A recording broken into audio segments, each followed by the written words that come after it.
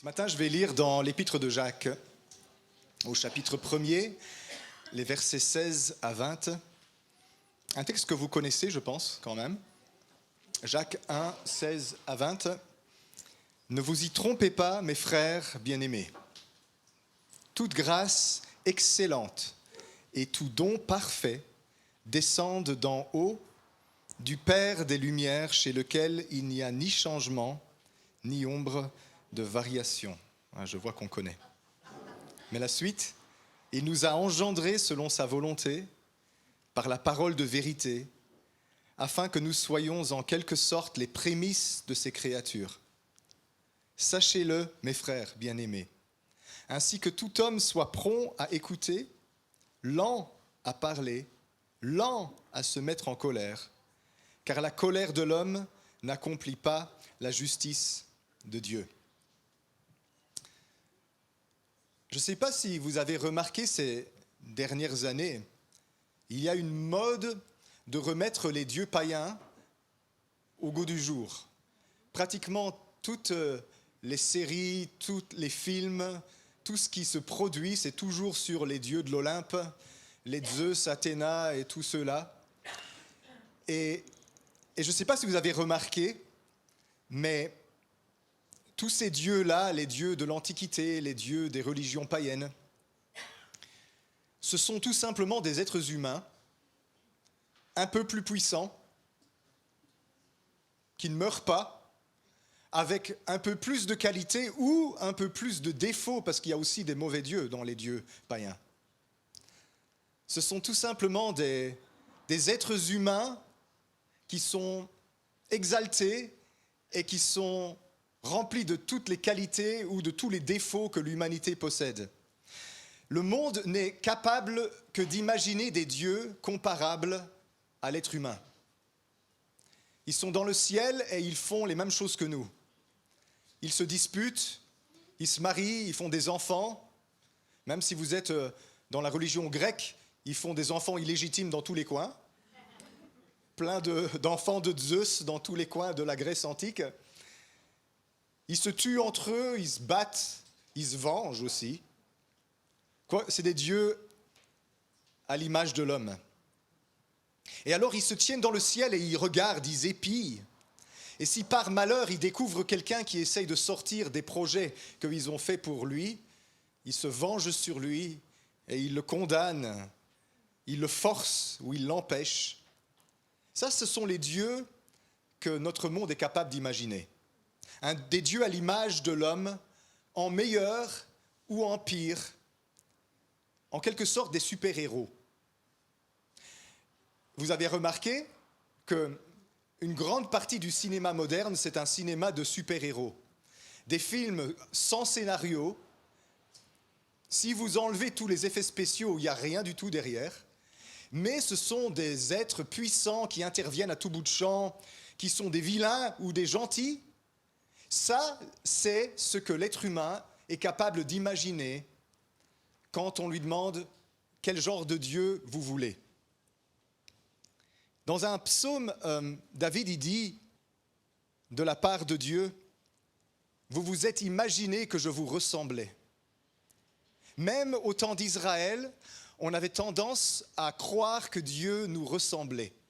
Et donc vous allez avoir plein d'exemples dans la Bible, de comparaisons où on dit Dieu tend la main, mais Dieu n'a pas de main. Où on dit Dieu déploie ses ailes, mais Dieu n'a pas d'ailes. Où on dit Dieu se repent, mais Dieu ne peut pas se repentir. Et on a tendance, même dans le langage biblique, à comparer Dieu à un être humain. Il se tient sur un trône, mais Dieu, il est partout. Quel trône pourrait convenir à Dieu? Quand Salomon a inauguré le temple, il a créé une maison pour que Dieu y habite et il a aussitôt, il dit, mais quelle maison pourrions-nous fabriquer pour un Dieu tel que le nôtre? Les cieux et les cieux des cieux ne sont pas suffisants pour l'abriter. Alors à combien plus forte raison cette maison que j'ai construite? Dieu est tellement plus grand que ce que nous pensons. Je suis sûr qu'il n'y a personne ici qui compare Dieu au Dieu de l'Olympe. ou un super-héros. Enfin, j'espère. Mais je crois que quelque part, il y a un peu de ça qui reste au fond de notre pensée. Et ça se voit dans notre façon d'entrer en relation avec Dieu et de nous frustrer avec lui quand il ne fait pas ce que nous attendons. Nous voulons un Dieu réactif, un Dieu qui réagit, qui improvise, un Dieu qui change, un Dieu qui s'adapte à nous, un Dieu qui modifie ses plans pour nous convenir, un Dieu qui corrige le tir quand les choses sont parties de travers, pourvu que nous prions suffisamment pour que dans le ciel, il soit encouragé et enfin capable d'agir. On ne dit jamais des choses comme ça. Si tu pries, Dieu va agir. Et c'est vrai que Dieu agit quand on prie. Mais on peut tromper les gens quand on leur dit ça, si on sous-entend que Dieu, il va écouter nos prières, il va changer ses projets pour tout à coup faire ce que tu as envie qu'il fasse. Il reste ce fond-là, païen dans nos têtes. Et on peut facilement se tromper. C'est pour ça qu'il dit au verset 16, « Ne vous y trompez pas, mes frères et sœurs bien-aimés. » On peut se tromper quand on a une mauvaise image de Dieu. Et quand on se trompe par rapport à notre image de Dieu, ça va inévitablement conduire à des frustrations terribles parce qu'il ne fait pas ce que je veux. Et la frustration, elle conduit à la colère. Et à la colère conduit à abandonner parce qu'on est tellement déçu. Cette dernière semaine qui vient de passer, vous savez, on a eu un enterrement. Le papa de Christelle et d'Estelle est décédé dimanche dernier très tôt. Et on a fait son enterrement cette semaine-ci. 2 personnes sont venues me parler pendant cet enterrement. Merci, pasteur, pour vos paroles. Merci pour votre discours. Mais je ne crois plus en Dieu. Tout de suite, comme ça, je ne crois plus en Dieu. Ah, pourquoi vous ne croyez plus en Dieu?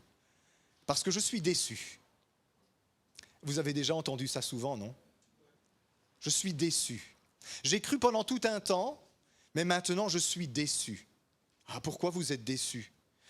Parce qu'il y a des choses qui se sont passées dans ma vie et que ce n'était pas ce que j'attendais de Dieu. Et donc du coup maintenant, je suis déçu. C'est drôle quand on dit ça. Parce que des problèmes sur la terre, il y en a tout le temps. À chaque seconde, il y a des gens qui meurent. Jeunes ou vieux, il y a des guerres en ce moment, il y a plein de gens qui sont en train de mourir en Ukraine. Il y a des gens qui sont en train de mourir dans les camps de concentration nord-coréens. Il y a des gens qui sont en prison en Russie pour avoir fait le simple crime de dénoncer une guerre à laquelle ils ne croient pas. Il y a des gens qui meurent tout le temps, il y a des injustices qui se passent tout le temps, il y a des viols et des meurtres dans tous les coins de la planète. Mais c'est à partir du moment où il m'arrive quelque chose à moi que je vais commencer à douter de l'existence de Dieu. C'est drôle hein, quand même. Je vais croire en Dieu tant que tout va bien pour moi. Mais dès qu'il va se passer quelque chose dans la vie de mon prochain, je vais faire semblant que je ne vois rien, parce que ça peut me déranger ça, mais ça ne va pas me faire douter de Dieu, parce qu'après tout, je suis béni. Mais dès qu'il va se passer quelque chose dans ma vie, la frustration va venir, la colère va venir, et je vais finir par être déçu. Vous avez vu ça, c'est quand même quelque chose de très courant. On a des attentes vis-à-vis de Dieu, et si par malheur il ne remplit pas nos attentes, on est frustré. Il y avait notamment une très gentille dame dans cet enterrement. J'ai oublié son prénom. Très gentille dame qui est venue me parler et qui m'a expliqué qu'elle a vraiment beaucoup souffert. Elle a eu de nombreuses fausses couches. Et tout le monde sait, enfin, j'espère que vous le savez, à quel point ça peut être douloureux pour une maman et un papa d'avoir l'espoir d'avoir un enfant et puis après de le perdre. Je crois qu'elle en a eu plusieurs, d'après ce qu'elle me disait, plusieurs fausses couches, et certaines qui étaient très avancées, donc c'est encore plus pénible. Et maintenant, elle a 3 enfants, si j'ai bien compté, parce qu'ils couraient partout. Elle a 3 enfants, mais les fausses couches qu'elle a eues lui ont fait douter de l'existence de Dieu.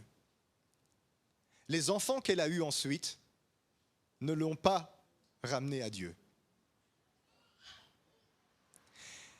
Et donc, sans vouloir lui jeter la pierre, parce que je comprends très bien la douleur et la difficulté de cette maman, je comprends bien que c'est très difficile de voir une situation comme ça se répéter dans notre vie. Une fois, c'est un accident. 3 fois, ça devient bizarre. Mais on a tendance, voyez-vous, à attribuer à Dieu les fausses couches. Et on n'attribue pas à Dieu les naissances miraculeuses qui ont suivi. C'est notre façon de raisonner. On a des attentes vis-à-vis de Dieu. Si Dieu, par malheur, ne fait pas ce qu'on attend pour des raisons qu'on ne peut pas toujours expliquer, on est fâché avec lui. Et si des belles choses se passent, on n'est pas reconnaissant envers lui. Moi, j'ai envie de dire dans ce scénario-là, malheureusement, il y a des bébés qui ont été perdus parce que nous vivons dans un monde où le mal a frappé la nature. Et il y a des échecs. Et il y a des épreuves et il y a des souffrances que Dieu n'a jamais voulu, parce que Dieu n'a pas créé un monde où la mort était. Dieu a créé un monde où la vie régnait. Et à cause du mal dans ce monde, il y a des choses horribles qui se passent. Et j'ai envie de dire, par miracle et par grâce, Dieu donne des enfants, même aux personnes qui ont des séries comme ça difficiles. Mais on a l'impression que la pensée de notre monde, c'est d'inverser les choses. Si par malheur quelque chose de mal se passe, c'est que Dieu n'existe pas, ou pire, qu'il est méchant. Qu'il est méchant. C'est le refrain qu'on entend partout et toujours. Si Dieu existait, ceci ne se serait pas passé. Mais ici, la Bible, elle dit, toute grâce excellente et tout don parfait descendent d'en haut du Père des Lumières. Tout ce qui est bon dans ce monde, tout ce qui est juste et vrai, tout ce qui est magnifique, descend du Père des Lumières. Et nous prenons ça comme acquis. Nous considérons que c'est un dû. Et donc, du coup, nous ne sommes pas toujours suffisamment reconnaissants envers la bonté de Dieu qui nous donne l'air que nous respirons, la nourriture que nous mangeons, qui nous donne la santé dont nous jouissons, même si nous sommes malades, si nous sommes vivants, c'est que nous avons encore un petit peu de santé. Et nous ne nous rendons pas compte que toutes les belles choses qui descendent dans nos vies viennent de sa main. On pourrait s'arrêter un instant et réfléchir à nos vies, nos familles, nos enfants, le toit qu'on a au-dessus de la tête et toutes ces choses-là. Ça vient de Dieu. Et parfois, on peut se plaindre terriblement pour un pneu crevé, sans se rendre compte qu'on a quand même une voiture, ce qui n'est pas le cas de la plupart des gens sur cette planète. On peut pleurer pour des tuiles qui nous tombent sur la tête sans se rendre compte qu'à 99%, nous sommes bénis et protégés par lui. Dans le tiers-monde, ils rendent grâce à Dieu pour presque rien. Ils ont presque rien, la moindre chose qui vient, ils rendent grâce à Dieu. Avouons que nous, les Occidentaux, nous sommes assez ingrats. On est trop bénis, au point qu'on considère tout ça comme acquis. Jacques, il dit, ne vous y trompez pas. On va jouer à Jacques a dit aujourd'hui. Ne vous y trompez pas, mes frères bien-aimés. On peut se tromper. Toute grâce excellente et tout don parfait descendent d'en haut du Père des Lumières, chez lequel il n'y a ni changement ni ombre de variation. 2 points importants pour ce matin. Premier point, qui doit vraiment être ancré dans notre vie, dans notre tête, dans notre cœur. Dieu est vraiment bon. Bien meilleur que nous ne pensons. Nous ne pourrions jamais exagérer la bonté de Dieu. Vous pouvez dire tous les superlatifs et tous les adjectifs qui peuvent vous passer par la tête. Il est impossible à l'être humain d'exagérer la bonté de Dieu. On peut exagérer beaucoup de choses sur Dieu, mais pas sa bonté. Il est infiniment bon. Chacune de ses intentions à l'égard de chacune de ses créatures, c'est de la bienveillance pure. Et même quand il doit agir avec plus de sévérité, même quand il doit châtier, même quand il doit corriger, c'est toujours une expression de son absolue bonté. Dieu est bon, bon, bon en tout temps. Mais de notre point de vue, parfois, ça ne semble pas si bon que ça. Quand les choses vont bien pour moi, Dieu est bon. Alléluia. Quand les choses vont mal, est-ce que Dieu est encore bon? Pourtant, il est bon. Et quand les choses vont mal pour moi, c'est une autre façon pour Dieu d'exprimer sa bonté envers moi, parce qu'il est en train de faire quelque chose qui m'échappe. Mais moi, j'ai tendance à regarder à mon bon plaisir. Si je suis dans le bonheur et le plaisir, Dieu est bon. Si je suis dans la souffrance, ça gronde très vite à l'intérieur de nous. Vous connaissez ce passage qu'on a dit et redit dans le monde chrétien? Toute chose concourt au bien de ceux qui aiment Dieu. Souvent, on vous le sert un peu pour vous consoler quand ça ne va pas, et ça fait vraiment l'effet contraire. Tu es en train de souffrir terriblement, tu as la série de problèmes qui te sont tombés dessus, mais tout va très bien, Madame la Marquise. Tout concourt au bien de ceux qui aiment Dieu. Ce n'est pas le moment de dire ça. Hein. Quand quelqu'un va mal, ce n'est pas le moment de lui dire ça. Peut-être qu'il va lui-même conscientiser, mais il ne faut pas lui dire ça. C'est pour l'enfoncer encore. Parce que ça signifie, quelque part, tu souffres, mais ce n'est pas grave. Parce que quelque chose de bon va en sortir. Mais vous savez, quand on souffre, c'est difficile de se dire quelque chose de bon va en sortir. Reprenons cet exemple, une maman qui a perdu 3 fois des bébés comme ça, et je vais lui dire, mais quelque chose de bon va en sortir. Qu'est-ce qui peut sortir de bon de ça? Elle va dire ça, hein. Et elle a le droit de dire ça comme ça. Parce que je suis en train de la consoler d'une consolation à bon marché.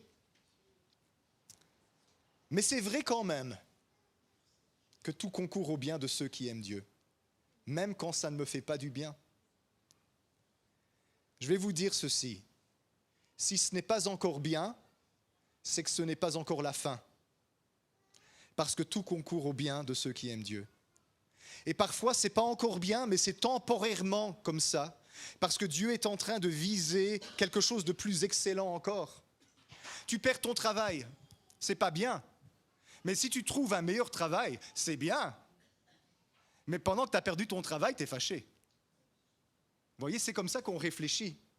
Je conduis, j'ai un pneu crevé sur le bord de la route. C'est pas bien. J'arrive en retard à mon rendez-vous. Et je n'ai pas vu l'accident mortel que j'allais me payer 3 carrefours plus loin. Parce que Dieu ne va pas forcément m'expliquer pourquoi il fait ce qu'il fait. Il y a des fois, vous savez, à l'échelle de la prédication, extinction de voix, incapable de prêcher, je demande à quelqu'un de me remplacer. Ma prédication, elle était nulle, la sienne, elle était géniale. Dieu, il a vu que je n'allais pas me taire et que s'il me disait « tais-toi, assieds-toi, fais prêcher quelqu'un d'autre », je n'allais pas écouter. Alors il a dit « on va lui couper la voix aujourd'hui ». Oui, pour faire parler l'autre. Dieu, il est capable de faire ça. Il est capable d'agir dans tous les petits détails de la vie en vue du plus grand bien. C'est comme si Dieu, il regarde l'arborescence infinie des possibilités et il regarde qu'est-ce qui est la meilleure trajectoire vers l'avenir qui est le meilleur pour toi et pour tous les autres aussi. Et il essaye de te diriger vers cet avenir-là. Cet avenir-là contient des difficultés, contient des vallées et des montagnes, contient des embûches, des ennemis, des oppositions, des chutes et des relèvements, des maladies et des guérisons, toutes sortes de problèmes. Mais ça conduit au plus grand bien. Ça conduit au plus grand bien. Imaginez un petit peu que j'ai 45 ans aujourd'hui, je décède le mois prochain. C'est jeune pour mourir, 45 ans. Mais Dieu, il sait peut-être que à mes 46 ans, je vais me détourner de lui et abandonner le chemin sur lequel j'ai marché toutes ces années. Ou il sait peut-être que quelque chose va se passer dans ma vie, qu'il veut m'épargner, parce qu'il m'aime et il ne veut pas que je souffre autant. Et puis évidemment, je suis mort à 45 ans, toute l'Église dit « mais c'est bizarre ça ». Bon, les plus spirituels d'entre vous vont dire « il a sans doute fait quelque chose de grave qui a déplu à l'Éternel ». C'est le réflexe. Vous savez, quand on dit ça, c'est pour se protéger. Hein? Parce que moi, je fais rien de grave, donc je ne vais pas mourir. Hein? Mais non, peut-être qu'il y a des choses qui vont se passer, que Dieu veut m'épargner, et il me retire de la terre, parce qu'il estime que c'est bien comme ça. Vous savez, la vie ne s'arrête pas ici. Hein? On a la vie éternelle. Mais le truc avec lui, c'est qu'il ne nous explique pas toujours. Je veux bien croire que tu es bon, Seigneur, mais il faudrait un petit peu des détails, quoi. J'aimerais bien comprendre où on s'en va, là, dans cette histoire. Parce que ça fait longtemps que ça ne va pas. T'es sûr que c'est bien, que tu n'as pas perdu le contrôle, que tu n'as pas lâché le volant? On commence à paniquer hein, quand on est dans des moments difficiles. Toute grâce excellente descend d'en haut du Père des Lumières, chez lequel il n'y a ni changement ni ombre de variation. Ça veut dire en français, sans interruption et sans rien oublier, le Père céleste fait pleuvoir ses bontés du ciel sur ses enfants. L'ennemi cherchera par tous les moyens à vous en dissuader. Et il est très doué pour le faire parce qu'il y a des choses qui se passent dans la vie qui pourraient vraiment nous en faire douter. Mais Dieu est bon sans interruption, sans oublier. Jésus disait que notre Père connaît même le nombre de cheveux qui nous restent sur la tête. Ils sont tous comptés. Que les pétales sur les fleurs dans les champs sont comptés. Les moineaux qui volent sont comptés. Il n'y en a pas un d'entre eux qui tombe par terre et qui meurt sans que lui le sache et le permette. À combien plus forte raison le Père Céleste prend-il soin de ses enfants, disait Jésus. N'ayez peur de rien, ne vous inquiétez de rien. Tout est en train d'aller vers la fin glorieuse que Dieu a préparée, même si ça n'a pas l'air de ça pour l'instant. Et nous, on est rusés, vous savez. On a compris ça. On a compris que Dieu est bon. On a compris que le chemin sur lequel il nous conduit, c'est le meilleur. Mais on a aussi compris qu'il y a des embûches et des difficultés sur ce chemin. Et des souffrances et des échecs et des corrections de notre Père. Alors quand nous, on prie et qu'on dit « Seigneur, protège-moi, Seigneur, bénis-moi », c'est pas juste de l'ennemi qu'on demande la protection, mais c'est aussi de lui. Parce qu'on dit, Seigneur, je sais que tu fais tout bien. Je sais que tu fais tout concourir à mon bien, mais il y a des coups, ça fait vraiment mal. Alors, Seigneur, je te prie de me donner que la partie de ta volonté qui est agréable. Amen. Tu prends? Seigneur, donne-moi seulement ce qui est agréable. Seulement ce qui ne me dérange pas. Seulement ce qui me fait plaisir. Seulement le bien que je veux. Je sais que tes plans sont parfois difficiles. Et je sais que c'est pour mon bien. Mais ne fais pas ça, Seigneur. Fais plutôt ce que je te demande.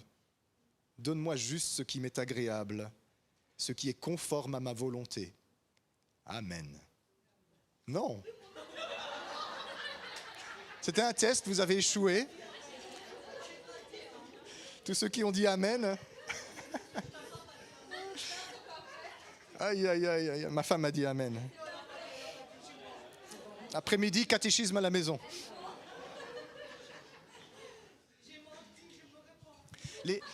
La majorité de nos prières se résume à « que ma volonté soit faite ». La mienne, hein. C'est la majorité de nos prières. On ne les dit pas comme ça parce que ça paraît orgueilleux de dire « Notre Père qui es aux cieux, que ma volonté soit faite ». Que mon règne vienne. Sur la terre, le ciel, on s'en fout. C'est souvent ça nos prières. C'est « Seigneur, fais ce que je te demande. Je veux que tu sois centré sur moi. » Alors on ne le dit pas comme ça, mais quand on gratte, il y a ça derrière. Mais Dieu est toujours bon, et vous savez, il ne se laisse pas distraire de son plan bienveillant à notre égard. Et c'est pour ça qu'il ne fait pas ce qu'on désire. Il est bon, et sa bonté est plus grande que tu imagines. Il sait mieux que toi ce qui est bon pour toi. Deuxième point, la plus grande frustration d'un chrétien. Dieu ne change pas. Toute grâce excellente et tout don parfait descendent d'en haut, du Père des Lumières, chez lequel il n'y a ni changement, même pas un petit peu, parce qu'il dit ni ombre de variation. On ne peut même pas le faire bouger d'un millimètre, quoi. T'es sûr que tu veux faire ça, Seigneur? Je peux pousser un petit peu. Seigneur, si je jeûne 40 jours et 40 nuits, ça ne va pas faire un petit peu bouger ton plan? Non. Il n'y a ni changement, ni ombre de variation avec notre Dieu. C'est très frustrant. C'est pas comme ça qu'étaient les dieux grecs. Hein. Vous avez vu les dieux grecs? Les dieux grecs qui peuvent péter un câble comme ça et vous foudroyer du haut du ciel parce que vous avez fait un pas de travers. Les dieux grecs qui peuvent changer d'avis, vous balancer parce que vous leur avez déplu aujourd'hui. Les dieux grecs, ce sont des dieux girouettes. C'est des démons, ben oui. Des dieux imprévisibles qui sont capables de faire n'importe quoi, en mieux ou en pire que nous. Dieu ne change pas. Il n'a jamais changé et il ne changera jamais. Il y a 13,9 milliards d'années, Dieu était déjà comme il est maintenant.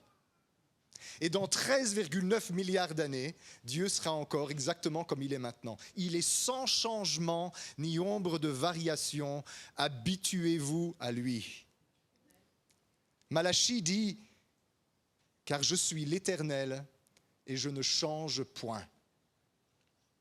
C'est très frustrant parce que nous, on aimerait bien pouvoir le faire bouger un petit peu, le faire ralentir ou accélérer ou un petit peu changer la trajectoire. Seigneur, ça ne peut pas vraiment déranger l'économie des choses si la semaine prochaine tu me fais gagner l'euro-million. C'est juste un petit truc. Ou si, Seigneur, tu dégommes la personne là qui m'embête. Seigneur, je ne veux pas la mort de personne. Un petit truc. Dieu ne change pas.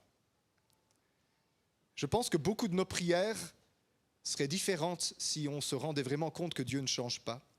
Il ne change pas d'avis. Il ne change pas de plan. Il est très compétent pour gouverner la vie de chacun d'entre nous et cet univers qu'il a créé. Rien ne lui échappe. Il n'a pas besoin d'ajuster le tir ou de changer ses plans. Oh mince, qu'est-ce que Salvatore a encore fait? Je n'avais pas vu venir, j'ai sous-estimé sa folie. Il va falloir qu'on s'adapte. Je vais lui donner une femme comme Mirella pour redresser le tir.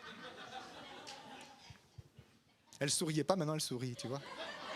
C'est comme ça qu'on fait sourire Mirella, Salvatore.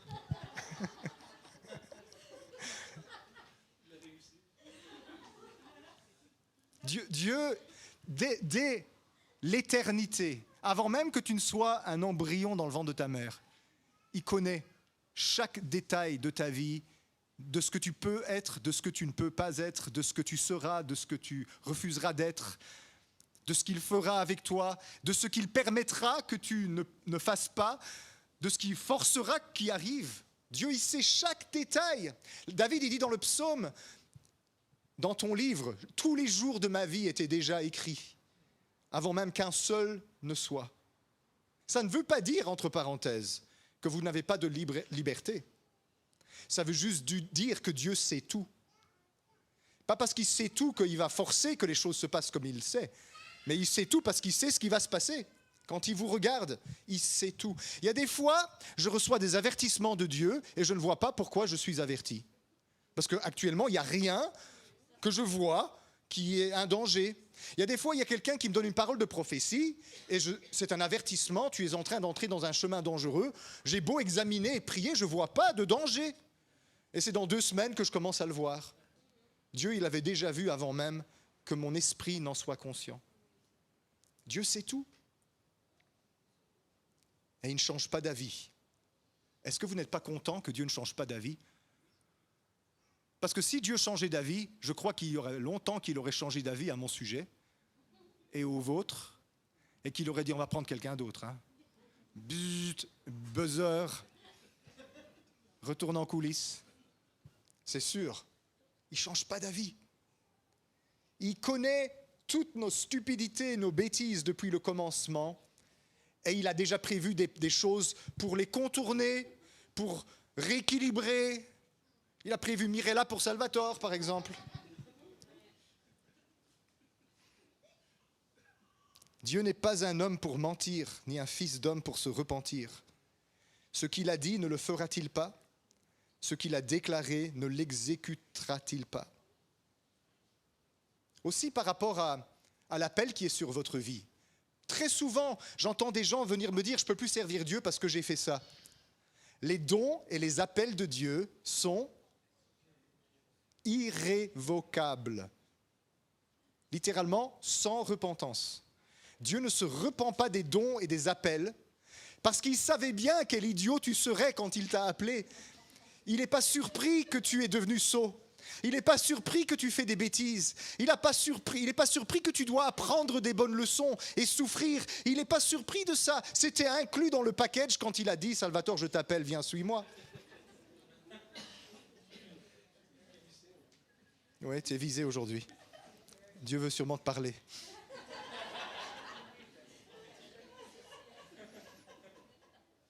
Tu peux prier, danser sur ta tête. Tes prières ne changent rien à la volonté de Dieu et à la direction qu'il poursuit. Dieu est inlassable. Inlassablement, avec acharnement, il va t'aimer jusque dans son royaume, avec des caresses ou des coups de pied au derrière. Il est inlassable. Tu ne peux pas le faire réagir. Dieu ne va jamais être « Oups, merci Franca, je passe à toi maintenant ». Merci pour le rappel, Franca. Désolé, je n'avais pas vu. Tu m'apprends quelque chose. Tout de suite, je vais faire ce que tu m'as demandé. Quand tu pries, tu n'apprends rien à Dieu. Et en aucun cas, il ne va aligner sa volonté avec la nôtre. Ce qu'il attend, c'est que nous, on aligne notre volonté avec la sienne. Que ta volonté soit faite sur la terre comme au ciel. Pourtant, tellement de fois, on prie pour apprendre des choses à Dieu. Ça commence par « Seigneur, tu vois ?» Oui, j'ai vu. Merci de me le rappeler. Ça ne m'a pas échappé. Quel genre de Dieu crois-tu que je suis? Distrait? Je ne sommeille ni ne dors. Je veille sur toi comme sur la prunelle de mon œil. Il n'y a pas un cheveu qui tombe de ta tête sans que je le sache. Oui, j'ai vu. Oui, j'ai vu. Seigneur, je ne veux pas t'embêter, mais je voudrais essayer de te persuader, parce que là, quand même, tu vois, il faudrait qu'on fasse ça ensemble, là, ce serait bien. On essaie de persuader Dieu. Dieu, il nous regarde et il nous dit, je suis déjà persuadé à ton égard de ce que je vais faire. Puis, on nous prêche, il faut persévérer dans la prière. Alors, on va persévérer, n'est-ce pas? Et on conçoit la persévérance dans la prière comme un bras de fer avec Dieu. On va pousser contre lui jusqu'à ce qu'il cède et change d'avis. Seigneur, je vais t'embêter jusqu'à ce que tu changes d'avis. Quel genre de Dieu avez-vous? Ça, c'est un Dieu grec. Vous êtes en train de prier Zeus.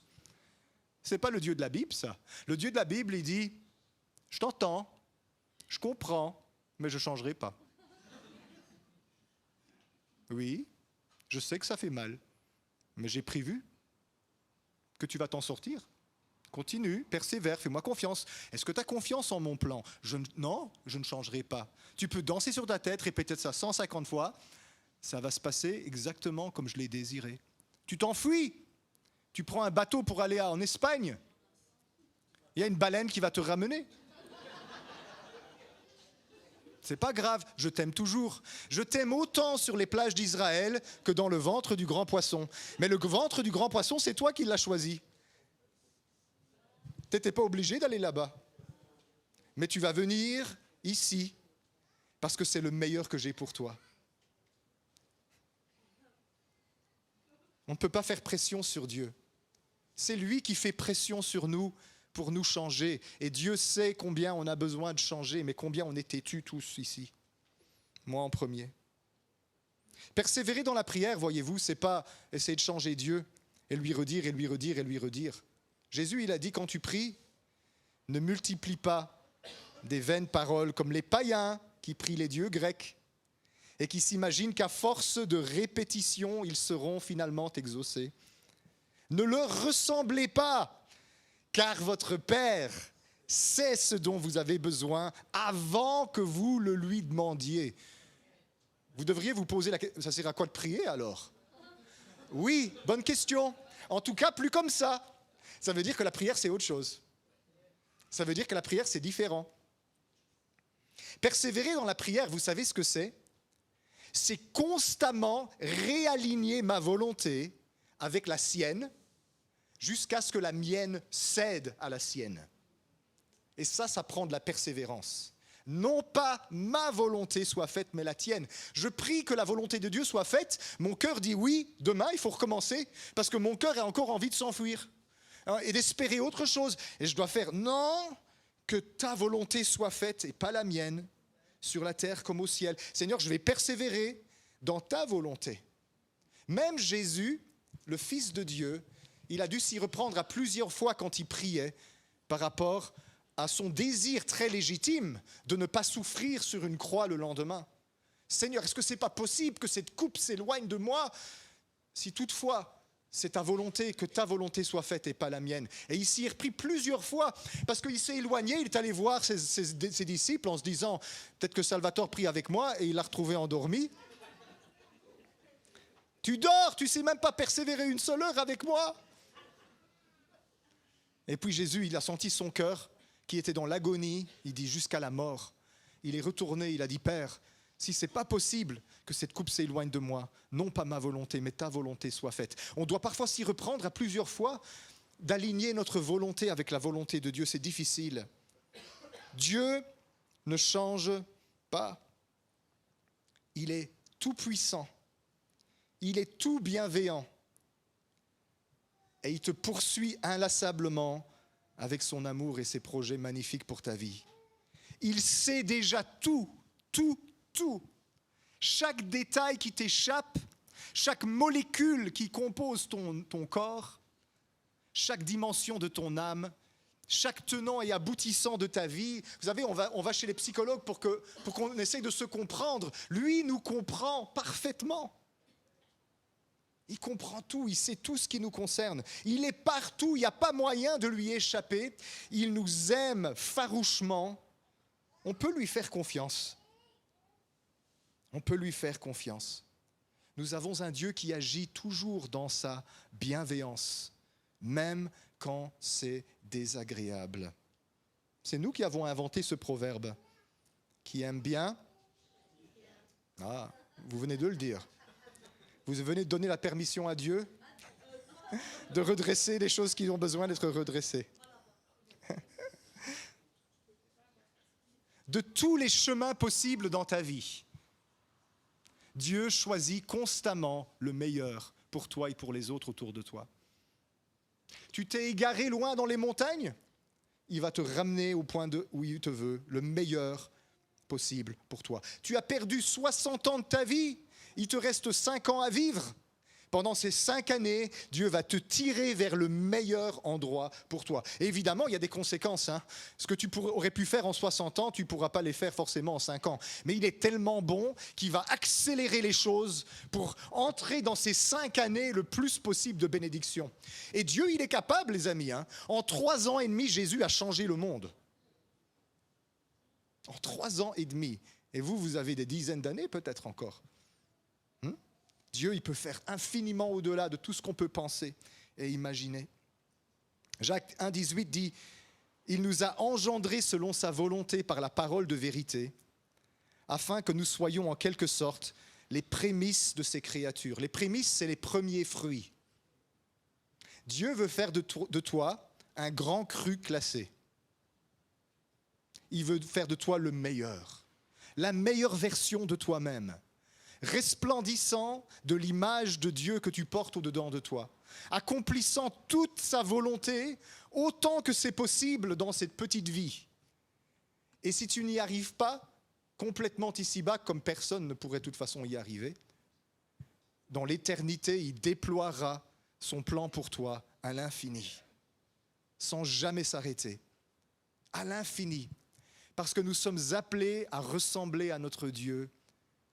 Et tout ce que Jésus est par nature en tant que Fils de Dieu, il nous partage cela et il fait de nous des fils par adoption. On sera comme lui. Ça commence dans cette vie.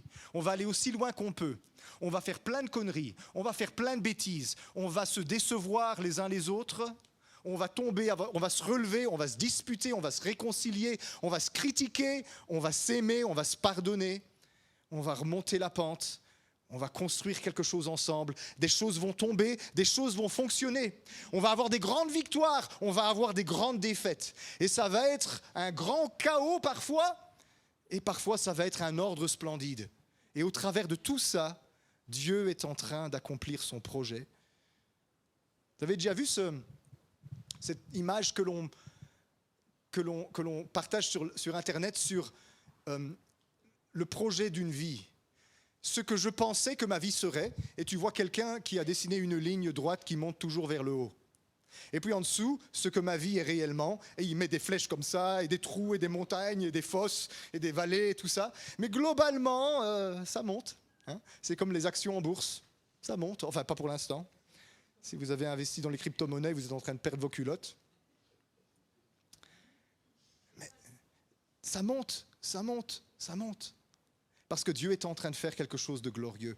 Quand on regarde notre vie, allez, cette saison-ci qu'on a traversée, qui est difficile à plein d'égards, quand on la regarde comme des myopes de près, on se dit, mais quel bazar, qu'est-ce qui va se passer? C'est la catastrophe. Et Dieu, il se tient là-bas derrière avec du recul et il fait, oh, oh, oh, ça va, vous inquiétez pas.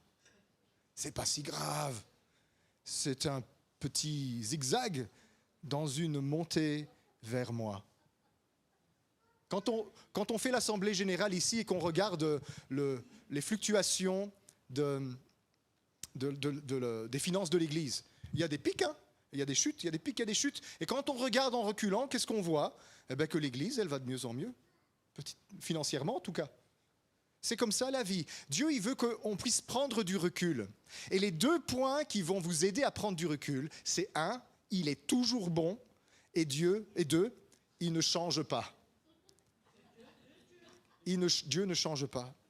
Son plan est le même maintenant qu'avant que tout parte en vrille.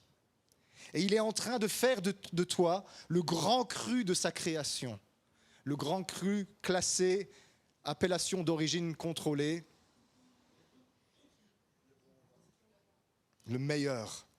Il est en train de faire de toi les prémices, le cru excellent tiré de la création, le meilleur de cette création.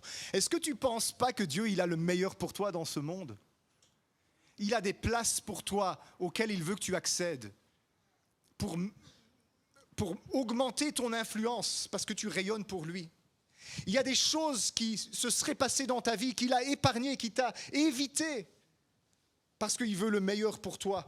La Bible, elle va jusqu'à dire, en parlant d'Israël, moi, Dieu, j'ai mis de côté l'Égypte et j'ai mis de côté les Phéniciens pour vous, mon peuple. Dieu, il est capable de dire, à cause de toi, parce que je t'aime, je pousse des autres qui sont censés être à cette place et je te donne la place.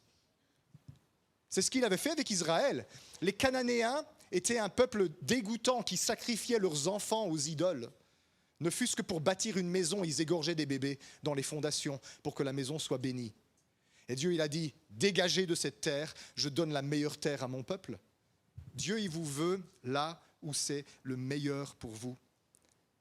Ça veut dire que je n'ai pas besoin d'être ambitieux. Tu n'as pas besoin d'être ambitieux. Tu n'as pas besoin d'échafauder des plans. Comment je vais faire pour déloger ma collègue qui a la place que je veux? Si je répands des rumeurs sur son dos, peut-être que ça va marcher. Ça se passe comme ça dans le monde professionnel parfois. Hein. Les collègues qui se tirent dans les pattes. Ça se passe comme ça parfois dans l'église. Comment est-ce qu'on va faire pour ruser? Le plan parfait de Dieu va s'accomplir. Le plan parfait de Dieu, c'est une locomotive. Va te mettre devant le train en disant « stop ». Ça va être vite fait. Éclaté. Le plan de Dieu est une locomotive. Jésus a dit, je bâtirai mon église et les portes de la mort ne prévaudront pas contre elle. Nos bêtises et nos erreurs ne peuvent pas empêcher Jésus de bâtir son église. Il est puissant. En conséquence, ne soyez pas frustrés. Dieu t'entend toujours. Dieu comprend ce que tu vis, mais il ne t'écoute pas forcément. Il ne fait pas forcément ce que tu lui demandes. Tu connais le texte, hein? si nous lui demandons une chose selon sa volonté, nous savons qu'il nous écoute. Donc il n'écoute pas toujours. Il entend. Entendre, écouter, ce n'est pas la même chose. Et nous savons que s'il nous écoute, que nous avons la chose que nous lui avons demandée, quelle qu'elle soit. C'est la première épître de Jean qui dit ça. Selon sa volonté. Quand je prie, tu sais, Dieu m'entend. Et il compatit, et il me comprend, et il me console, mais il ne m'écoute pas, forcément. Il m'écoute quand ce que je dis s'aligne avec son projet pour moi. Dieu est bon et il ne changera pas. En conclusion, ne vous fâchez pas avec lui. Le texte dit ici, 19 et 20, « Sachez-le, mes frères bien-aimés, ainsi que tout homme soit prompt à écouter, lent à parler, lent à se mettre en colère. » Pourquoi est-ce qu'on se met en colère ? Parce que Dieu ne change pas quand on veut qu'il change. Car la colère de l'homme n'accomplit pas la justice de Dieu. Seigneur, qu'est-ce que tu fais là ? Fais quelque chose, tu ne vois pas que tout part en vrille. Merci de cette information, je n'avais pas vu. Je m'en vais intervenir de ce pas. Je compte sur toi la prochaine fois. Tu crois vraiment que Dieu, il est pris au dépourvu ? Il voit. Et quand je viens devant lui pour prier, quand tu viens devant lui pour prier, il faut être lent à parler, prompt à écouter et lent à se mettre en colère. Il y en a parmi nous qui sont en colère avec Dieu. Il y en a qui le savent et qui l'avouent, et il y en a qui le savent et qui ne veulent pas l'avouer, parce qu'ils n'ont pas encore compris que cette frustration qu'ils ont dans leur cœur, c'est de la colère contre Dieu. Vous savez, Dieu n'est pas intimidé et embêté quand on lui dit « Seigneur, je suis fâché avec toi ». Lisez les prophètes. Les prophètes disaient souvent ça à Dieu. « Je suis fâché avec toi. Tu m'as entourloupé. Je pensais que j'allais être béni en prêchant ta parole. Je me retrouve dans le trou. Je pensais que tout le monde m'aimerait et tout le monde me déteste. » Regardez Jonas. Tu m'as fait prophétiser ça, ça ne se passe pas. Maintenant, j'ai l'air de quoi, moi ? Et je vais m'asseoir ici en attendant que cette ville soit détruite, mais elle ne sera pas détruite, alors je vais enrager. Les enfants de Dieu, on peut parfois être en colère avec Dieu. Regardez la bienveillance de Dieu avec Jonas. Dieu ne le reprend pas avec colère. Dieu fait pousser un arbre pour lui faire de l'ombre. Dieu lui dit, « Mais pourquoi est-ce que tu es fâché ? Est-ce que je ne dois pas me mettre en peine de ces milliers de gens de Ninive qui vont mourir s'ils ne se repentent pas ? Toi, tu t'es fâché pour cet arbre qui a poussé en une nuit, qui a flétri en une nuit, et moi, je ne devrais pas me mettre en peine pour ces Ninivites. Combien il y en avait ? Des centaines de milliers de Ninivites là, qui ne connaissent ni leur droite ni de leur gauche. Dieu, il est bon. Et même quand tu te mets en colère avec lui, que tu es frustré, Seigneur, jusqu'à quand est-ce que je vais devoir persévérer, attendre que tu fasses quelque chose ? Je te rappelle, Seigneur, tu m'as oublié, hein ? Je suis célibataire depuis 15 ans. C'est dur. C'est vraiment dur d'être célibataire. C'est facile pour les autres de te dire « Attends, la bonne personne que Dieu il a pour toi. » Ouais. J'aimerais bien te voir, toi qui as dit ça, célibataire, après 15 jours, 3 semaines que tu n'as plus vu ton conjoint. J'aimerais bien vous voir un peu. C'est pas facile d'être célibataire. C'est dur d'être célibataire. On est seul, à part quand on voit des amis, et on est là avec Dieu. C'est dur. Mais Dieu, il sait ce qu'il est en train de faire. Il est en train de nous préparer pour être la meilleure personne pour la personne qu'il a préparée pour nous. Et tu sais, pendant qu'on est là en train de se fâcher et de s'énerver, on est en train de ralentir le processus, parce qu'on est en train de freiner avec les 2 pieds, on est en train d'essayer des coups à gauche et à droite, on s'inscrit sur Tinder pour trouver quelqu'un, où on les juge sur leurs apparences et les faux profils qu'ils ont faits. Oui. Je ne sais pas pourquoi je parle de ça. Dieu est bon. La colère de l'homme ne produit pas la justice de Dieu. Est-ce qu'on veut la justice de Dieu dans nos vies ? Est-ce qu'on veut ce qui est juste et ce qui est bien ? Eh bien, alors on doit être lent à la colère, on doit être prompt à écouter, on doit être lent à parler, et on doit dire « Seigneur, j'aimerais mieux comprendre. Éclaire-moi, montre-moi ce que tu es en train de faire dans ma vie. Tu m'as dit que tu allais me faire rentrer dans cette dimension-là de bénédiction. » Et Dieu, il va souvent me dire, moi il m'a dit souvent ça, « Amen, c'est vrai. Je suis en train de te faire de toi l'homme qui sera capable d'entrer dans les choses que tu m'as demandé que je fasse pour toi. » Seigneur, donne-moi ça. C'est dans tes promesses, Seigneur, tu m'as dit que j'aurais ça. Amen. Mais pourquoi je souffre alors? Je suis en train de faire de toi l'homme qui pourra entrer dans les choses que je t'ai promises. Et ça fait parfois un peu mal. Il est bon, il ne change pas. Et donc, mes amis, je conclus comme ça. C'est dans le calme et la confiance que sera ta force. Repose-toi entre ses mains et remets tes frustrations et ta colère et tes soucis entre ses mains. Il te comprend, il ne te juge pas et il n'est pas dur avec toi. Mais nous ne voulons pas d'un Dieu qui change d'avis comme de chemise. Nous voulons un Dieu qui sait ce qu'il fait et qui va là où il faut aller, même si nous, on ne comprend pas, parce qu'on est si petit et on ne tient pas compte de tout ce que lui voit du haut de son ciel de gloire. Alors Seigneur, ce matin, cet après-midi, parce qu'il est déjà passé midi, on veut vraiment se remettre entre tes mains et te faire confiance. Parce que tu n'es pas un super-héros, tu n'es pas l'incroyable Hulk ou Thor ou je ne sais trop quoi. Tu n'es pas un Dieu païen qui est une girouette spirituelle, capricieuse, qui fait ce qu'elle veut. Tu es notre Dieu et tu es amour et tu ne changes pas. Tu nous aimes inlassablement jusque dans l'éternité, avec des caresses ou des coups de pied au derrière. Que ta volonté soit faite, Seigneur, sur la terre comme elle est au ciel, dans nos vies, jusqu'à ce que tout soit parfait et qu'on hérite de ce monde que tu es en train de nous préparer, où habite la justice, où il n'y a plus de larmes, où il n'y a plus de tristesse, où il n'y a plus de deuil, où il n'y a plus de souffrance, où tout est selon ta volonté et tout est glorieux. Et tout genou fléchit devant toi, Seigneur. Jusqu'à ce moment-là, continue ton travail dans ma vie et dans nos vies, je te prie, au nom de Jésus. Et là, si vous le voulez, vous pouvez le dire. Amen.